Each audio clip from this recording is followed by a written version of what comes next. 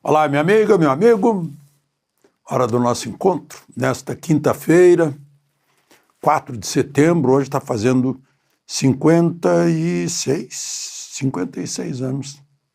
Foi em 1969, eu lembro, eu estava no segundo ano da faculdade de jornalismo na PUC. Sequestro do embaixador americano Charles Burke Elbrick, no Rio de Janeiro. Ele estava no Cadillac dele. Naquele tempo a embaixada estava lá no Rio ainda, e o Cadillac foi abordado, ele foi posto num Fusca, numa Kombi, levou uma coronhada na cabeça, ficou sangrando. Foi um grupo de 14, chefiado pelo Franklin Martins, meu colega jornalista, foi meu colega na Globo, e pelo Fernando Gabeira, que foi deputado, e era meu colega no Jornal do Brasil. Bom, mas enfim, era para ser um sequestro que acabasse com as festas da Semana da Pátria. E o Elbrick foi devolvido, encontraram o Elbrick no dia 7 de setembro. Foi em troca de soltura de presos, inclusive Zé Dirceu, que foram enviados para o México, banidos, foram enviados para o México. Tem aquela foto clássica, eles todos, está outro amigo lá, o Flávio Tavares, está lá também, no grupo, né? Um avião da Varig os levou para o México. Agora, eu queria lembrar, estão todos, os 14, anistiados.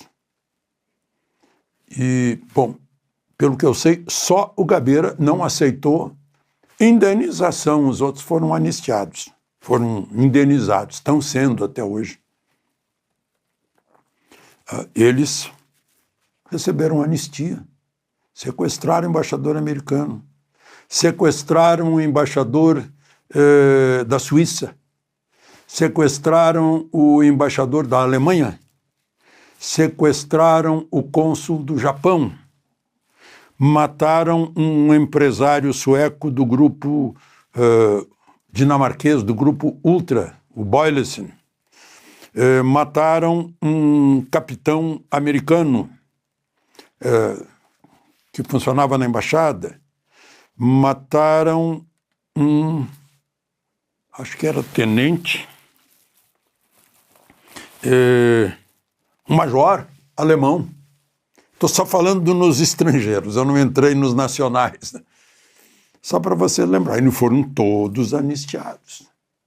E lá na lei da anistia dizia que era sem nenhuma vantagem financeira, só que mudaram a lei da anistia para dar a vantagem financeira. Agora tem uma coisa, nunca poderão entrar nos Estados Unidos os que sequestraram o embaixador americano. Sem visto. Como diz o poema do Edgar Allan Poe, do Corvo, né? Nunca mais, nevermore. Esse corte de visto dos americanos é uma coisa séria. E eles têm todo o direito de permitir ou não permitir entrar no território deles. Bom, vamos então aos assuntos de hoje. Lembre-se de se inscrever e ao final de deixar o gostei ou não gostei.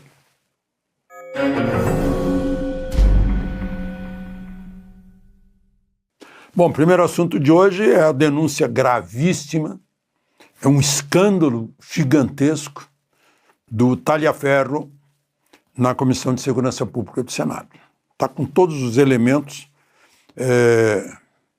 para encaminhar, eles querem encaminhar para o Supremo, para o Conselho Superior de Justiça, para o Conselho Superior do Ministério Público, porque está entrando Paulo Gonet nessa, junto com Moraes, aquela atuação durante o processo eleitoral, durante a campanha eleitoral, que beneficiou um lado por ter prejudicado o outro lado. Isso é interferência na eleição, isso é gravíssimo. Estão se mobilizando para fazer uma CPI, para investigar isso, para mandar para a Organização dos Estados Americanos, para a União Europeia, para governos amigos, né? A oposição está se mobilizando nisso. Eu estava conversando com um jornalista veterano do Estadão, ele me disse que não dá para a gente ficar calado nisso. O Estadão deu uma página inteira, o sul de Porto Alegre reproduziu, está lá na Gazeta do Povo, está na Oeste também, mas eu não vi na Folha de São Paulo, obviamente não vi no Globo. Isso é muito grave, porque é uma mídia que está vivendo de seus leitores, sua audiência desinformada, é uma irresponsabilidade enorme. Se tornam cúmplices da tentativa de assassinato da democracia no Brasil, das liberdades, do devido processo legal, da Constituição, da lei, dos princípios da lei. Bom, mas, enfim, eu anotei aqui, né? Fraudes processuais, manipulação de investigações, contatos impróprios entre Moraes e Paulo Gonet, né?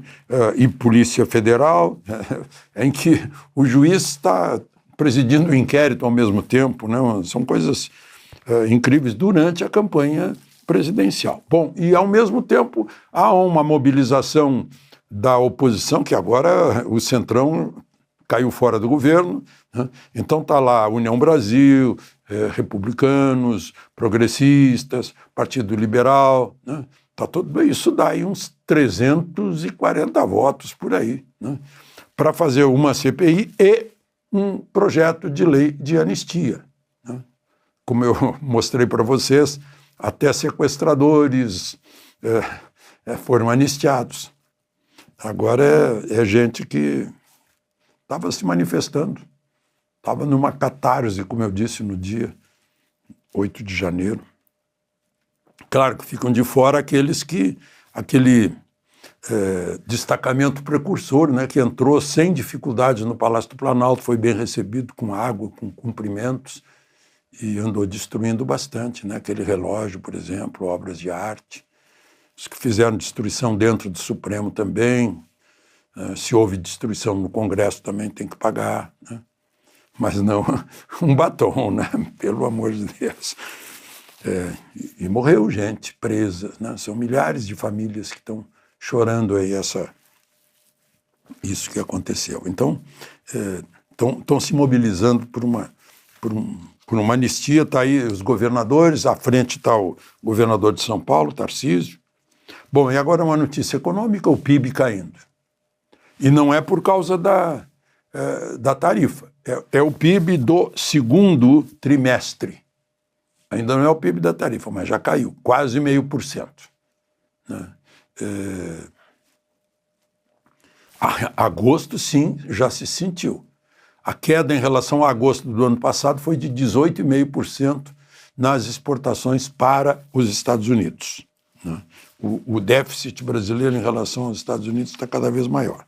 Aí eu ouvi o depoimento de uma empresária do ramo moveleiro do Rio Grande do Sul, talvez seja de Bento Gonçalves, ela mostrando, isso os próprios americanos admitem, que a tarifa não é econômica, a tarifa é política. É porque o Lula quer ficar do lado da China, quer ficar contra o Ocidente, quer negar o Holocausto, quer apoiar o Hamas para tirar Israel do mapa, né? Totalmente contra os valores judaico-cristãos, democracia grega, direito romano que nós herdamos no Ocidente. Estava lá agora nesse desfile de mostrar força militar na China.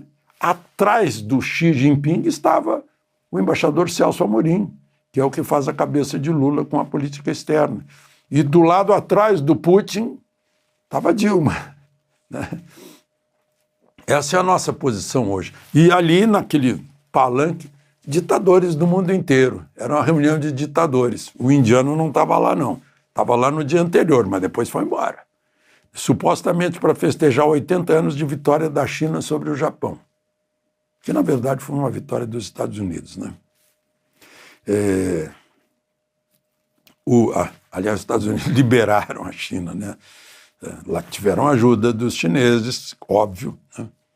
Mas foram os americanos, que ajudaram também a União Soviética com material de guerra que entrava lá pelo Mar do Norte, lá perto do Polo Norte, dando material. Bom, voltemos então ao depoimento dessa senhora, muito arguta, ela dizendo, como é político, a gente está esperando as nossas chamadas elites econômicas covardes, né? CNI encolhida, silente, como a OAB silenciosa, o Congresso Nacional silencioso, né? Enquanto se destrói o país, se encaminha para uma venezuelização, né? Virar uma Venezuela, isso aqui, uma Cuba, uma Nicarágua, Coreia do Norte, eu não acredito, porque não é a mesma cultura, nem China é a mesma cultura, mas na cultura latina aqui fica mais fácil, né, enganar as pessoas, enquanto o engodo já se acabou na Bolívia, vai se acabar no Chile, né, se acabou na Argentina, ela não chama atenção disso. Que, na verdade, é falta de mobilização dos empresários para ligarem para o seu deputado, para o seu senador e dizer, olha, ano que vem não tem apoio, né? Se vocês não acharem a solução. Essa é a melhor solução. A solução dentro do tribunal político, que não é o Supremo, é o Congresso Nacional, dos representantes do povo brasileiro. De Brasília, Alexandre Garcia.